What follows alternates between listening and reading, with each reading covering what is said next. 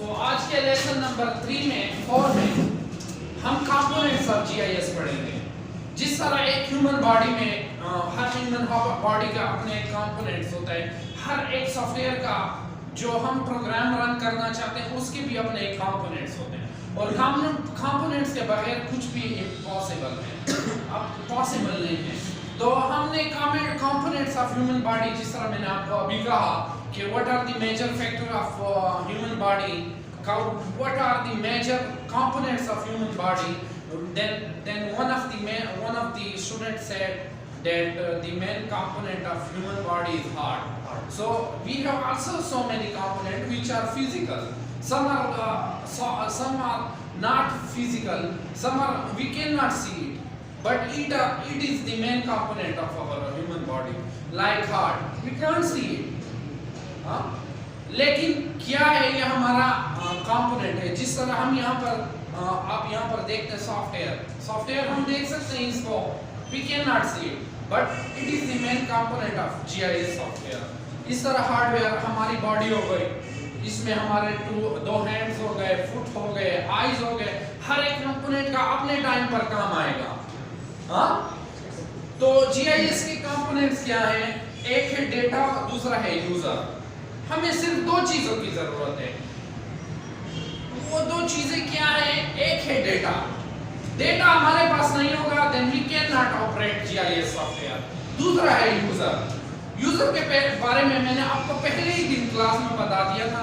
User are simply known as person, people, वो बंदे जो कि इस सॉफ्टवेयर को इस्तेमाल करते हैं। लेकिन अभी हम इसके बारे में थोड़ा डिटेल में पढ़ेंगे कि ये यूजर क्या है, ये डेटा क्या है और इसका कंप्यूटर इंफॉर्मेशन सिस्टम के साथ जो इंटरलिंक कनेक्शन है हार्डवेयर, सॉफ्टवेयर और प्रोसीजर की शक्ल में, ये क्या चीज है।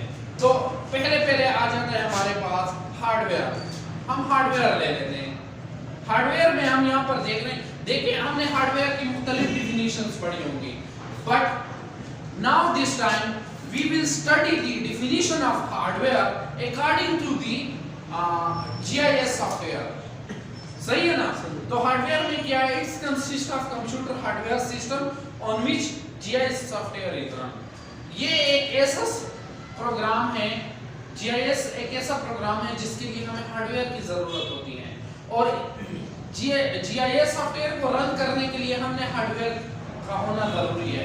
अब ये हार्डवेयर के बारे में ये बता रहा है कि the GIS on the whole spectrum of computer system ranging from portable personal computer to multiple user super computer, कि ये इसकी GIS सॉफ्टवेयर की रेंज है, ये पोर्टेबल है, ये इजीली रन कर लेता है आपके पर्सनल कंप्यूटर के ऊपर भी जो हमारे पास नॉर्मली घर में मौजूद होता है। And we can also run this GIS software with the help of supercomputer. Supercomputer means that if we can connect it more than 10, 20, 30 system at a time, then it will turn into supercomputer. When it will turn into supercomputer, then the GIS software we can analyze the data on a big level. On a big level. Like if we have personal computer and we can analyze only the data of specific area which is in range smaller, and if we want to analyze the data regarding Pakistan or regarding South Asia, so we will use the supercomputer for that reason. If we haven't any supercomputer, then we cannot run, because the most important thing is RAM, ROM, hard disk, magnetic devices that are interlinked, the satellites that are interlinked with the GIS software. Most अक्सर battery low हुई है ना, full time उसे मिला होगा। So the hardware for GIS consists of input devices. अब ये हमें क्या कह रहा है कि ये जो हार्डवेयर है ये किस चीज पर दारोमदार इसका होता है? इनपुट डिवाइसेस के ऊपर। वो इनपुट डिवाइसेस क्या हैं?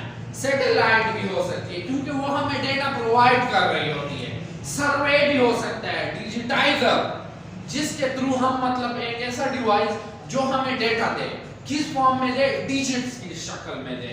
पॉइंट्स की शक्ल में दें, जिसमें कॉग्निटिव वैल्यूज, जिसमें लॉन्गिट्यूड और लैटिट्यूड, जो स्पेक्टेरियम टर्म्स है हम यूज करते हैं ज्योग्राफी में, तो उसकी शक्ल में हमें देगा, स्कैनर की शक्ल में देगा। अब इस I am not talking about the computer scanner which is connected with the computer system and we scan the papers. I am talking about the scanner who scan the atmosphere. जिस तरह हमने मुख्तलिफ डिवाइसेस के बारे में पढ़ा होगा कि ये हॉट एंड कूल वाला डिवाइस है, ये हार्ट को मेजर करता है, ये एयर को मेजर करता है, ये किस चीज को मेजर करता है, ये अर्थक्वेक को मेजर करता है, और ये मतलब और ये क्या, ये अगर तूफान आए तो उस सूरत में ये जो डिवाइसेस है, ये स्कैनर है, ये काम करने लग जाते हैं, जिसमें अल्ट्रा वायरलेस रेस होती हैं, जिनका काम ये होता है कि आने वाले खदशात के बारे में आपको बता सकें। अक्सर हमने इंग्लिश जो हॉलीवुड फिल्म्स होंगी उनमें ये चीज हमने बहुत ज्यादा देखी होती है। इसी तरह है या नहीं है? तो scanner and GPS receiver, GPS receiver जो कि हम अक्सर गूगल मैप पे हम जिस तरह जीपीएस रिसीवर पर क्लिक करते हैं तो वो क्या करता है, जो कि हमारे सैटेलाइट के साथ कनेक्ट होता है, वो डायरेक्टली उसी पॉइंट पर आ जाता है, उसी लॉन्गिट्यूड और लैटिट्यूड की जो लोकेशन है उस पर आ जाता है जहां पर हम खड़े होते हैं। अगर आप पेशावर में खड़े हैं तो उसी जगह पर आ जाएगा, आपको बता देगा किसकी मदद से, with the help of GPS tracker. अगर आपके मोबाइल में जीपीएस ट्रैकर ना हो तो फिर it is impossible for you. तो ये क्या है, ये सारे इनपुट डिवाइसेस हैं। क्या है? Input devices. फॉर ये हमारे लिए क्या काम करती हैं, ये डेटा को रिसीव करती हैं। हमने शुरू में पढ़ा था ना कि कंपोनेंट्स में एक यूजर आ गया और एक डेटा आ गया, इन दोनों पर हम काम करेंगे। तो इनपुट डेटा जो होती है, ये डेटा इस शक्ल में आती है, लेकिन इस डेटा को स्टोर करने के लिए हमें एक हार्डवेयर सिस्टम की जरूरत होती है। या वो मल्टीपर्पज कंप्यूटर होगा, सुपर कंप्यूटर होगा, या वो हमारा मोबाइल फोन होगा, जरूरी नहीं कोई भी एंड्रॉइड सिस्टम जो होता है जिसके लिए हार्डवेयर की जरूरत है। हार्डवेयर के बगैर इट इज इम्पॉसिबल। जिस तरह आप कहते हैं कि if our heart is not running in a good way, then the human body function can not do their performance well. इसी तरह होता है या नहीं होता? तो ये क्या कहते हैं, the storage devices such as magnetic tapes and disk, CD rooms and the optical device. तो ये क्या करता है, ये डेटा किस चीज में सेव करता है, मैग्नेटिक टैप में, हार्ड डिस्क में, फ्लॉपी में, सीडी रूम में, सेकेंडरी डिवाइसेस यूएसबी में। तो ये सारा इसका काम, हार्डवेयर की तो समझ आ गई आपको। उसके बाद आ गया software. Software refers to the program run on computer. Software क्या है? Any intangible thing which we can not touch it but useful, very useful, like Android system, like Windows operating systems.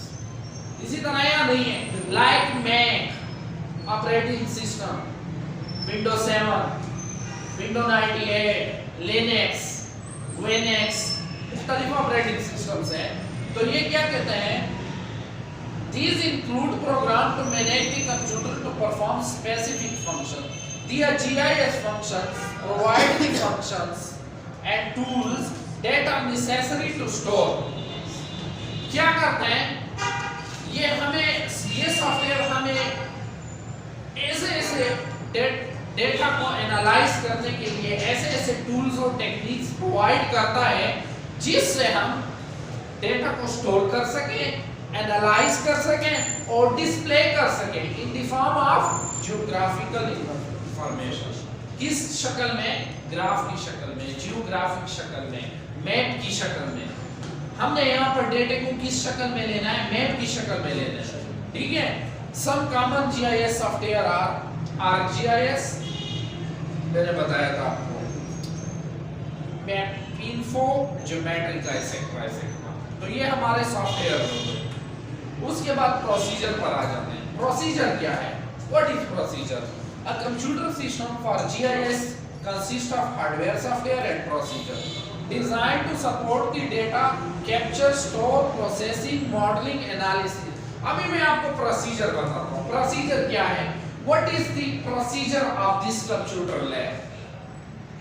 What you think in your mind about computer lab? What do you think about in your mind about college? What do you think about school?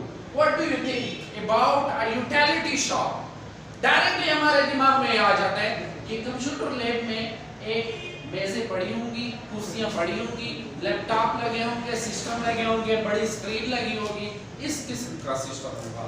Utility store के बारे में जैसे ही हम देखेंगे हमें ये आ जाएगा कि यूटिलिटी स्टोर में हमें हर वो चीज जो कि डेली यूज के लिए इस्तेमाल होती है वो होती है। तो ये दैट इज कॉल्ड प्रोसीजर।